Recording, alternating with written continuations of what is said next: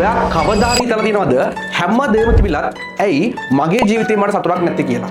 එහෙම නැත්නම් ඔයා වෙන අයව සතුටු කරන්න ගිහින් ඔයාගේ ජීවිතේ සතුට නැති කරගන්න කෙනෙක්. ගොඩක් වෙලාවට මිනිස්සු ජීවිතේ දේවල් කරන්නේ අනුන්ගේ අගය කිරීමක්, එහෙම නැත්නම් අනුන්ගේ සතුටක් හෝ අනුන් පිනවීමේ බලාපොරොත්තු වෙයි. ගොඩක් වෙලාවට අනිත් අය හොඳයි කියන දේ කරන්න ගිහිල්ලා අපේ ඇතුළාන්තය නොසලකා හරින. මතක තියාගන්න, ඔයා ඔයාට ආදරය කරන්න පටන් ගන්න තාක්කල්, ඔයාගේ අදහස් වලට ගරු කරන්න පටන් ගන්න තාක්කල් ජීවිතේ සතුට කියන දේ කවම කවදාවත් ඔයාට 100% අත්විඳින්න ලැබෙන්නේ නැහැ. ඔයාට ඇත්තටම ජීවිතේ සතුට කියන දේ අත්විඳින්න ඕන නම් මම මේ කියන දේවල් ටික කරන්නකෝ. මම ගොඩාක් දේවල් කියන්නේ නැහැ. දේවල් දෙකයි කියන්නේ. පළවෙනි දේ තමයි ජීවිතේ ඇත්තටම ඔයාට සතුට ගෙනල්ලා දෙන්නේ මොනවද කියලා හිතන්න දවසකට විනාඩි 5ක් අයින් කරන්න. අනිත් කාරණාව තමයි අනිත් මිනිසුන්ගේ හිතේ දෙයි කියලා ඔයා හා පුළුවන් ඕ කියන දේවල් වලින් ඇත්තටම ඔයාගේ හිත රිදෙනවා නම් මෙතනින් ඉස්සරහට ඒ දේවල් වලට බය නැතුව නෑ බෑ කියලා කියන්න පුරුදු වෙන්න. මතක තියාගන්න, තමන්ගේ මානසික සුවය වෙනුවෙන් සීමා මායිම් දාගන්න එක හඳුන්වන්නේ